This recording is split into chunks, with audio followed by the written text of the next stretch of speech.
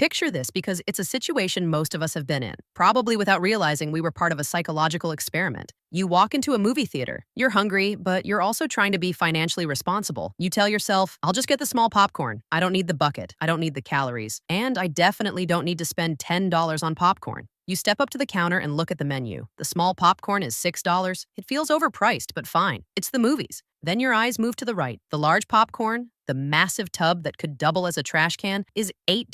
That feels like a lot until you notice the medium sitting right in between. The medium popcorn is $7.50. Your brain immediately starts doing the math. Wait, you think, why would I buy the medium for $7.50 when the large is only 50 cents more? That would be a waste. So you buy the large, you walk away feeling smart, like you just outplayed the system, like you got a deal. But you didn't get a deal, you got played. You walked in planning to spend $6 and walked out spending $8. That's a 33% increase, triggered entirely by an option the theater never expected you to choose. That medium popcorn isn't really a product. It's a psychological tool called the Decoy Effect, and it's quietly draining your bank account every single day. My name is Susan, and I've spent way too much time studying the psychology behind pricing, menu design, and the behavioral economics companies use to influence our decisions. If you constantly find yourself spending just a little more than you planned, or wondering why you always end up choosing the premium option instead of the basic one, make sure to subscribe and give this video a thumbs up. Because today we're not talking about interest rates or the stock market. We're talking about why your brain struggles when it's presented with three choices, and how marketers use something called asymmetric dominance to get you to upsell yourself without saying a single word. Here's the key thing to understand about the human brain. We're terrible at judging absolute value. If I showed you a single engine piston and asked how much it costs, you'd have no idea. $50?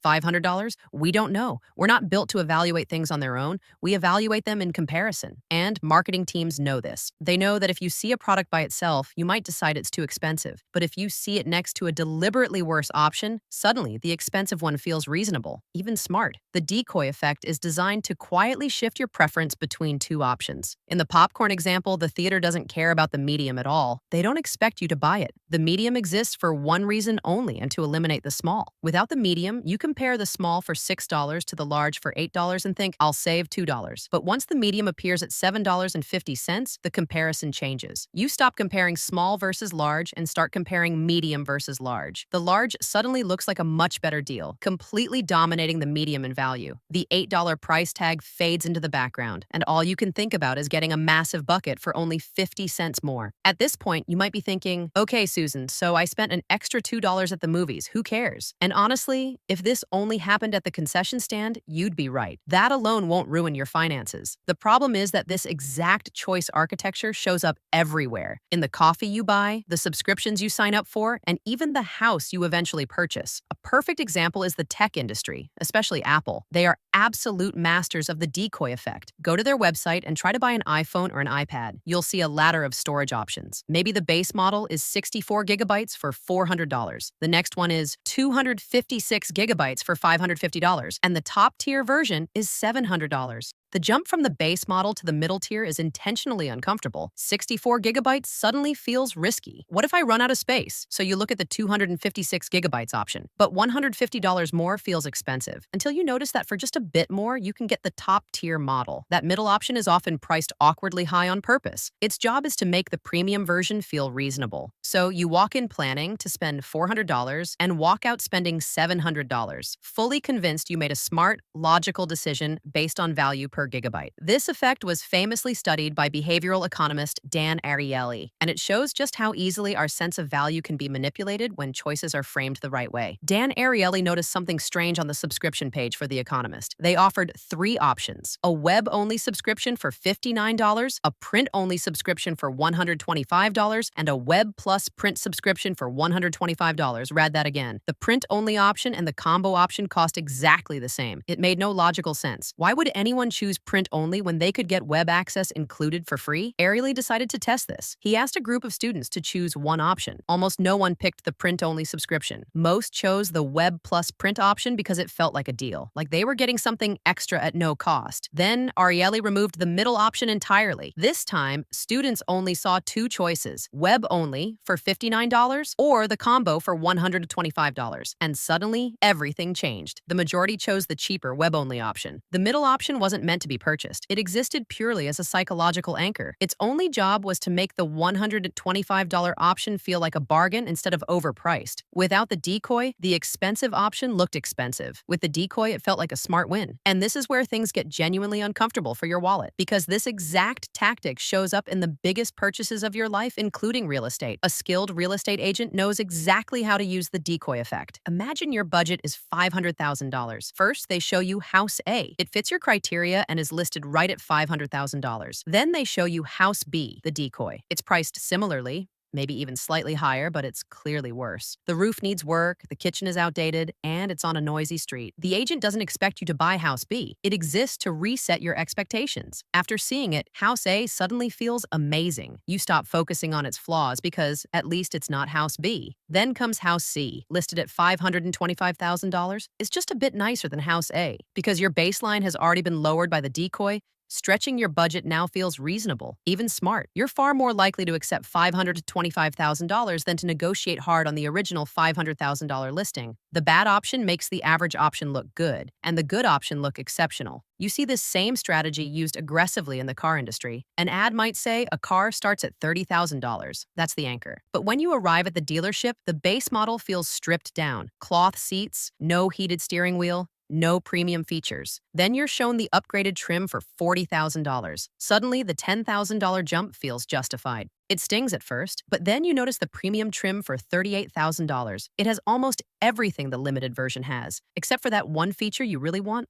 like the panoramic sunroof. And suddenly you think, well, for just $2,000 more spread over 5 years, I might as well go fully loaded. That premium trim is the decoy. Its only purpose is to make the jump from base to limited feel smaller. Once you've mentally accepted $38,000, moving to $40,000 feels effortless. The dealership isn't selling cars, they're managing your pain threshold. This is where the decoy effect quietly wrecks your budget. You might be disciplined with your fixed expenses, but your discretionary spending gets inflated by 20 or even 30% without you noticing. Think about coffee. Starbucks has mastered this with tall, grande, and venti pricing. The price difference between a grande and a venti is tiny, maybe 30 or 40 cents, but the size difference feels huge. So you upgrade. The math tells you it's a better deal. But if you didn't need 20 ounces of liquid sugar and caffeine, you didn't save money. You spent more. Do that every day, and it's about $150 a year. Now multiply that across subscriptions, popcorn, fast food combos, and it's only $1 more decision. Suddenly, you're bleeding thousands each year on upgrades you never actually needed. We've become incredibly efficient shoppers, buying inefficient amounts of stuff. So why does our brain fall for this? It comes down to loss aversion and fear of missing out on value. When we see medium popcorn for $7.50 and large for $8, buying the medium feels like a loss, like we're leaving value behind. And humans hate losing more than they enjoy winning. Marketers exploit that. They create a setup where the only way to avoid feeling ripped off is to spend more money. It's a subtle but powerful manipulation of our need to feel smart and resourceful. And this ties directly into the middle-class squeeze we talk about so often. The decoy effect fuels lifestyle creep. You get a raise, start looking for a new apartment or car, and enter with a clear budget. But the market is packed with decoys. You see a one-bedroom for $2,000, then a two-bedroom for $2,800, and right next to it, a two-bedroom with a view for $2,900. Suddenly, spending $900 more than planned feels reasonable. You justify the extra $900 a month because comparing the standard two-bedroom to the unit with a view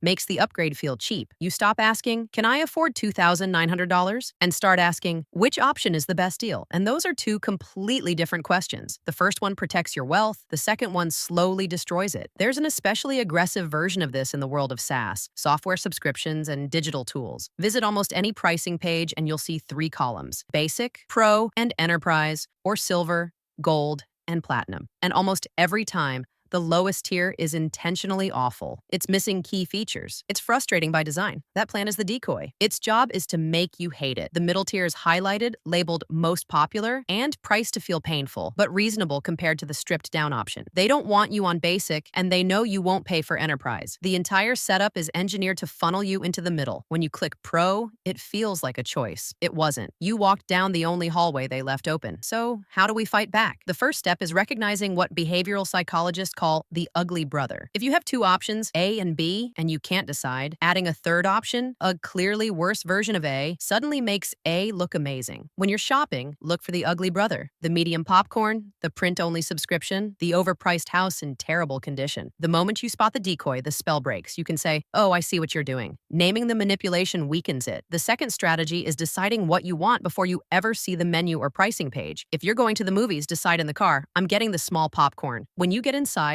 don't look at the medium. Don't do the math. The math is the trap. If you already decided 64 gigabytes is enough storage, buy the 64 gigabytes version. Don't look at the 256 gigabytes price. The moment you start comparing, you start losing. You have to become an absolute thinker in a world built on relative pricing. Ask yourself, does this product on its own solve my problem for a price I'm willing to pay? If yes, buy it. If not, walk away. Finally, stop falling for the unit cost illusion. You can't save price per ounce. You can only save dollars. If the large popcorn is a better value but you throw half of it away, you lost money. If you buy extra storage and never use it, you paid for empty space. Efficiency doesn't matter when consumption is wasteful. The Decoy effect is everywhere, on grocery stores, car dealerships, streaming services, vacation packages. It's a tax on your attention and a tax on comparison thinking. Corporations are betting you'll always choose the path of least psychological resistance, the upsell. Prove them wrong. Be the person who orders the small popcorn. Be the person who drives the base model because it gets you where you're going just fine. Be the person who keeps their money instead of trading it for fake value that disappears the moment you walk out the door. If this made you realize you've been upselling yourself your whole life, share it with a friend who always orders the venti. We need to stop letting menus control our bank accounts. Thanks for watching.